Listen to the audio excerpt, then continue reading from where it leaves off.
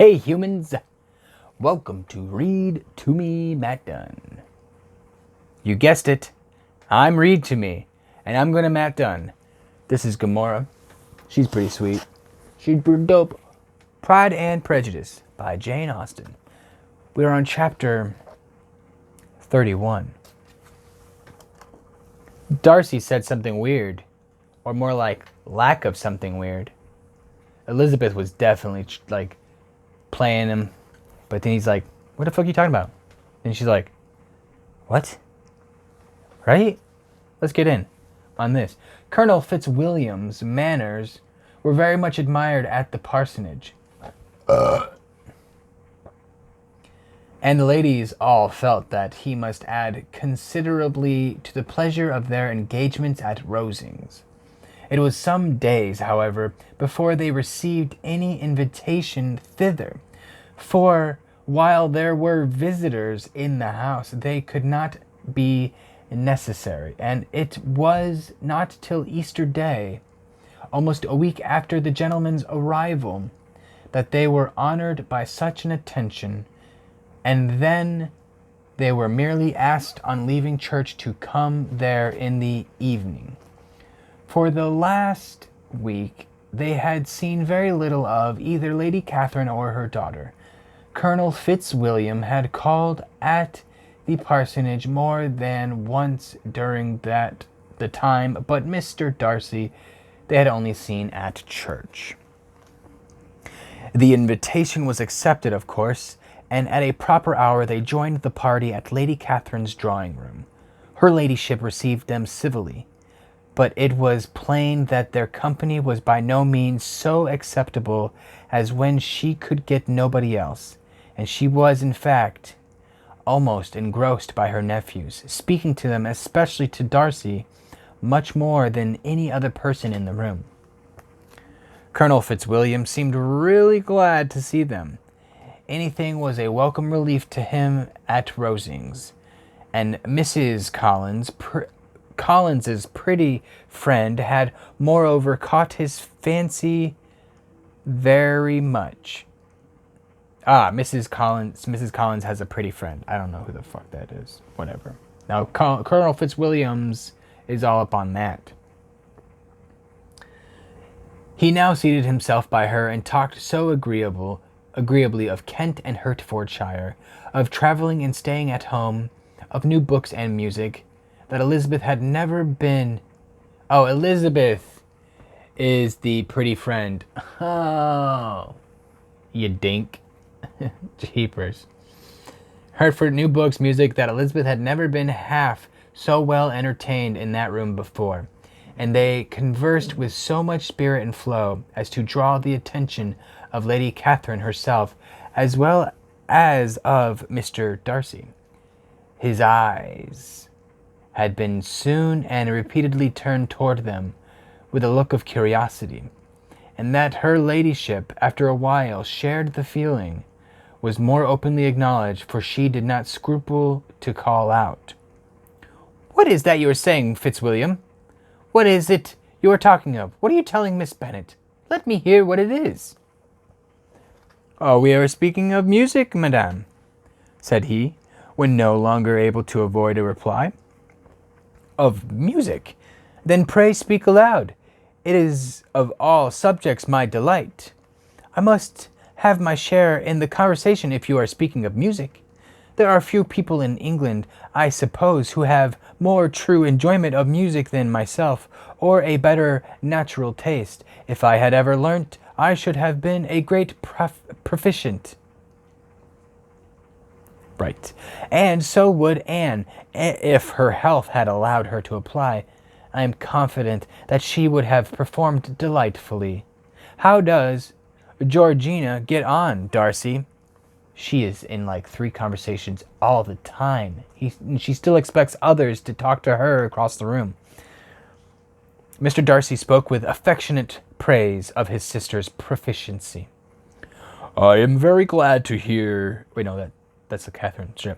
"I'm very glad to hear such a good account of her," said Lady Catherine, "and pray tell her from me that she cannot expect to excel if she does not practice a great deal." I assure you, madame, he replied, that she does not need such advice. She practices very constantly. So much the better. It cannot be done too much, and when I next write to her, I shall charge her not to neglect it on any account. I often tell young ladies that no excellence in music is to be acquired without constant practice. I have told Miss Bennet several times that she will never play really well unless she practices more. And though Mrs. Collins has no instrument, she is very welcome, as I have often told her, to come to Rosings every day and play on the pianoforte in Mrs. Jenkinson's room. She would be in nobody's way, you know, in that part of the house. I'd be like, yes, please. Thank you. I'd love to come over every day and play the pianoforte and say, hey, what do you know? Let's play on the forte. Mr. Darcy looked a little ashamed of his aunt's ill-breeding and made no answer. What the fuck, dude? When coffee was over, Colonel Fitzwilliam reminded Elizabeth of having promised to play to him, and she sat down directly to the instrument. He drew a chair near her. Lady Catherine listened to half a song and then talked, as before, to her other nephew, till the latter walked away from her and moving with his usual deliberation toward the pianoforte. Lady Catherine listened to half a song in the start and her other nephew, till the latter walked away from her. Was that Darcy? Darcy's the nephew? Nephew, yeah. Darcy got up, walked away from her, and moving with his usual deliberation toward the pianoforte, stationed himself so as to command a full view of the fair performer's countenance. Elizabeth saw what he was doing, and at first convenient paused, turned to him with an arch smile and said, "You mean to frighten me, Mr. Darcy, by coming in all this state to hear me? But I will not be alarmed, though your sister does play so well. There is a stubbornness about me that never can bear to be frightened at the will of others. My courage always rises with every attempt to intimidate me. Bring it on, motherfucker." "I shall not say that you are mistaken," he replied, "because you could not really believe me to entertain any design of alarming you. And I have had the pleasure of your acquaintance long enough to know that you find great enjoyment in occasionally professing opinions which in fact are not your own." Elizabeth laughed heartily at this picture of herself, and said to Colonel Fitzwilliam, "Your cousin will give you a very pretty notion of me and teach you not to believe a word I say. I am particularly unlucky in meeting with a person so well able to expose my real character in a part of the world where I had hoped to pass myself off with some degree of credit. Indeed, Mr. Darcy, it is very ungenerous in you to mention all that you knew to my disadvantage in Hertfordshire, and, give me leave to say, very impolitic too, for it is provoking me to retaliate, and such things may come out as will shock your relation to hear." "I am not afraid of you," said he, smiling. "Pray let me hear what you have to accuse him of," cried Colonel Fitzwilliam. "I should like to know how he behaves among strangers." "Oh, you shall hear then. But prepare yourself for something very dreadful. The first time of ever seeing him in Hertfordshire, you must know, was at a ball. And at this ball, what do you think he did? He danced only 4 dances. Shame on him! Shame! Shame! He danced only 4 dances. I am sorry to pain you, but so it was. The colonel's like, oh, the fucking only 4 dances? You shame our family. He danced only 4 dances, though gentlemen were scarce, and, to my certain knowledge, more than one young lady was sitting down in want of a partner. Mr. Darcy, you cannot deny the fact. That is a weird kind of disburn. I had not at the time the honor of knowing any lady in the assembly beyond my own party. True, and nobody can ever be introduced in a ball room. Well, Colonel Fitzgerald, what do I play next? My fingers wait your orders. Perhaps, said Darcy, I should have judged better had I sought an introduction, but I am ill qualified to recommend myself to strangers. Shall we ask your cousin the reason of this? Said Elizabeth, still addressing Colonel Fitzwilliam. Shall we ask him why a man of sense and education, and who has lived in the world, is ill qualified to recommend himself to strangers? I can answer your question, said Fitzwilliam, without applying to him. It is because he will not give himself the trouble.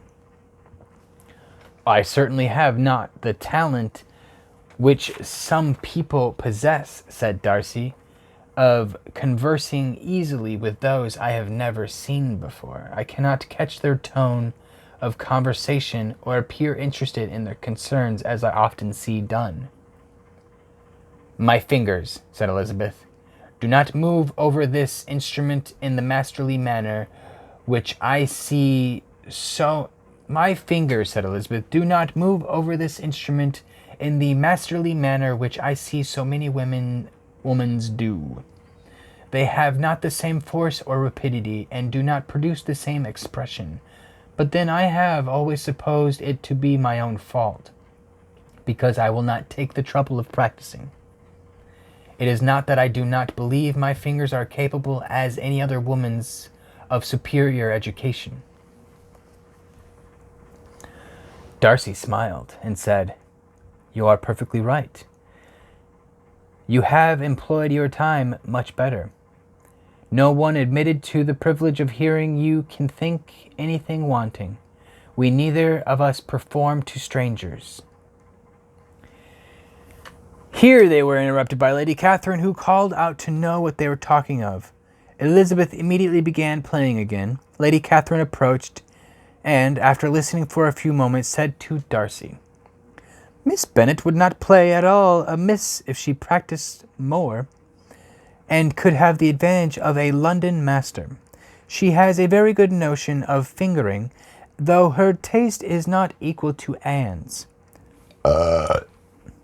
Anne would have been a delightful performer had her health allowed her to learn. Elizabeth looked at Darcy to see how cordially he assented to his cousin's praise, but neither at that moment nor at any other could she discern any symptom of love, and from the whole of his behavior to Miss de Bourgh she derived this comfort for Miss Bingley, that he might have been just as likely to marry her had she been his relation. Lady Catherine continued her remarks on Elizabeth's performance, mixing with them many instructions on execution and taste.